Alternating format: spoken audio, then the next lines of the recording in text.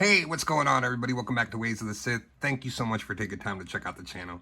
Please make sure to subscribe and follow us on X and Instagram at Ways of the Sith. So we're back with the last, I think, of the Obi-Wan Kenobi figures.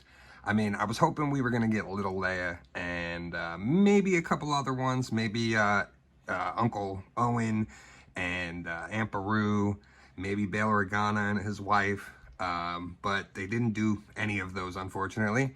We just got another Vader, Force Ghost Qui Gon, which we're going to talk about at length, and Commander Appo, which is not really Commander Appo. It's more so just an updated 501st. So I did get 4 of them because it is a whole completely updated 501st, and I'll show that off when we go over it. Really, really cool. I'm happy that finally, for once, they listened and started giving the clones removable helmets. All the clones should have removable helmets, no matter who they are or what they are. That should just be a standard. They do it in TVC. It should be the same in Black Series across the board. So I'm glad they listened, and I'm glad that that's something that they're doing. Hopefully going forward with all of them. Maybe we'll get a new release of Rex. Maybe we'll get a new release of Cody. That would be fine with me, especially with these new updated molds. As you'll see, it's really a huge improvement on the Clone Trooper. But let's take a look at all of these. We'll start off with Vader, since he's the one I already opened. I did make some slight modifications to mine, so I'll show that off right now. So here is the Target exclusive Broken Mask Vader, and I really like this. I think they did a pretty good job. This is the Vader I think we all really wanted once the Kenobi show aired, and I'm glad we finally got it. I did go out of my way and make a custom version of it, which is here side by side with Hasbro's, and I really like mine simply because I made it. I put the time in. I really scorched and burned the parts. Hasbro's is obviously like more factory done, but I had all the same beats that they did with the cut in the back. I even put some weathering on the back, but I think they did a pretty good job with it. Overall, it's really cool. I like that this Vader has the shine to it on the helmet. It's something I've been saying that a lot of the Vaders needed was this, whatever this paint or material that it is, it's made out of. This is how they should do all the Vaders like going forward. So the helmet is like reflective. Also, same thing with the chest piece. It is very more shiny than the other pieces, and it's got like a finish to it, which is really nice. The damage on the front is good, and the damage on the mask is really good. Now, the modification I made to mine was, I had seen online that somebody posted pictures of this Vader with the mask off, and it had a full Anakin Skywalker sculpt underneath. So when I got this figure, I measured it up with the new Return of the Jedi one, and where the mask is cut on that. So then this way I could take this mask off, put the other one on if I wanted to, or swap them around. So I did make 2 small cuts underneath the bottom there. I don't know if you're gonna be able to see. So then this way the mask actually comes off, and you have Hayden Christensen's Vader sculpt underneath. So I really like this. The only problem is it's got a little bit of a hole on the top of the head because the helmet does kind of peg in there a bit. So you can put it back on and it just pegs back in. Really cool. I like being able to remove the helmet and you know, have this look on Anakin. It's just really, really cool. So I like this. It's a great version and a great addition for the shelf. And next up, we'll take a look at Force Ghost Qui Gon Jinn. And as you can see, I did pick up 2. If you remember from my Force Ghost video, I did pick up 2 of the Force Ghost sets because I wanted to keep one in box. So my idea was to pick up one of the Qui-Gons too, and I'll just end up keeping the Force Ghosts in box and as they make them, because I'm sure we'll probably get Luke too at some point when one of those anniversaries come up for the sequels. That would be a nice addition, actually. Even to get Crate Luke would be an addition. He's probably like the definitive version of Luke from the sequels, so that would be one that I would like from those movies. But we got Qui-Gon Jinn, and this looks cool, but this face sculpt is horrible. So this is the same sculpt that they used for the regular Qui-Gon. They did nothing to it other than Force Ghost it up with the transparency.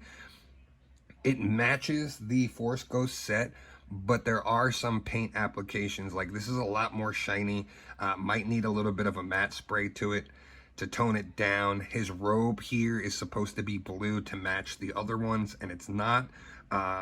It looks good, but the facial expression really hampers it. That's why I have him posed like this with his hands on his hips. I was gonna put him in my Endor display where my other Force Ghosts are, but now I just might put him next to Kenobi from the series on the shelf. I think that's probably where he's gonna go, because unfortunately he looks odd next to the other three who are all smiling and like looking on in approval, and then you got him just scowling like this. So unfortunately, I like what they did with these newer Force Ghosts and the paint applications and the way they look, but they definitely should have done a new head for Qui Gon where he was smiling at least, or something, you know, more pleasant expression. But if you need it, I would pick it up. If you can feel like you can wait this out, it might drop in clearance. I know these didn't sell out, these or the last version of Kenobi, the Wandering Kenobi or whatever they're calling the last one.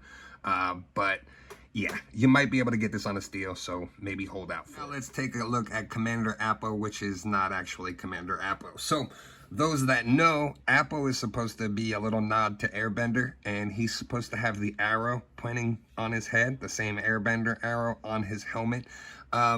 Maybe for live action, they didn't do that in the Kenobi show, but more so, this is just a brand new 501st. So the difference on this is it is on the new clone body, and then they went a step further and changed the actual upper body of these clones now.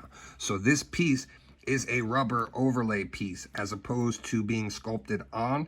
So if you wanted to pick up one of these, pull it apart, you can use it to make other clones, clone armor, etc. It really poses much, much better and stands up. You don't have that gummy legs problem like you had with the previous 501st.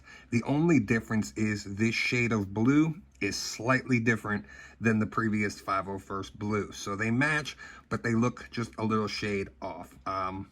My assumption is going forward, this is how the clones are going to be with this newer mold. We also have the plain white clones coming.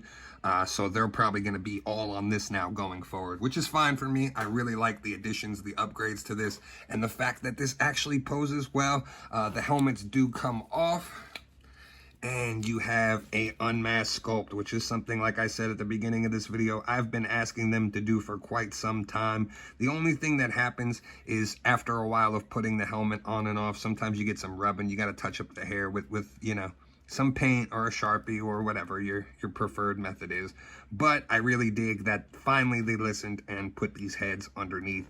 So now we can have our clones actually be expressive on the shelf and not just, you know, standing there with helmets on. I like a little bit of mix of both. Usually only the commanders, you know, Rex and the ARC troopers have the removable. So I'm glad that they carried this over from TVC, because I was saying, since they do it on all the TVC clones, why can't they do it on Black Series? So that's a great addition. I'm glad. Hopefully going forward, it's a no-brainer and all the clones have removable helmets. So all in all, 3 okay figures. They're not must-haves, but the 501st is definitely a huge upgrade. That's the one I would definitely go out of my way to pick up, especially if you like clones and you weren't happy with the 501st from the first version with the wobbly legs and gummy legs. The Qui Gon, like I said, you could probably wait that out on clearance. It's not a must-have, but it's a nice addition. I'm happy to have it at least. And I love this Duels End Vader. I think this Duels End Vader is really, really great. I don't know how many more Vaders I need, though. I know they pipelined like 2 more Vaders. I'm fine with this. I think I'm maxed out on my Vaders. I also got the Return of the Jedi one with the removable helmet. So yeah, I'm good on Vaders now. I don't need any more in the collection, but I'm happy to have this one. And the fact that it's got that Anakin sculpt underneath, I don't know why they didn't just take the same approach as the Return of the Jedi one and make this like a removable helmet totally to have that younger Anakin sculpt. You would have just knocked 2 birds with 1 stone with this, doing it that way. I'm fine cutting it and having that little hole in his head just for the helmet to plug back in and be able to put it on and put it off. Sometimes I like switching stuff up in the display, so that's a great little thing. But like I said, you do have to do it on your own as opposed to them just making the figure that way. But let me know in the comments what you guys think and if you're going to be picking all these up or which one you're going to be picking up. Thanks again for taking time to check out the channel. Please make sure to like, comment, and subscribe. And as always, May the Force be with you. This is the way. We would be honored if you would join us.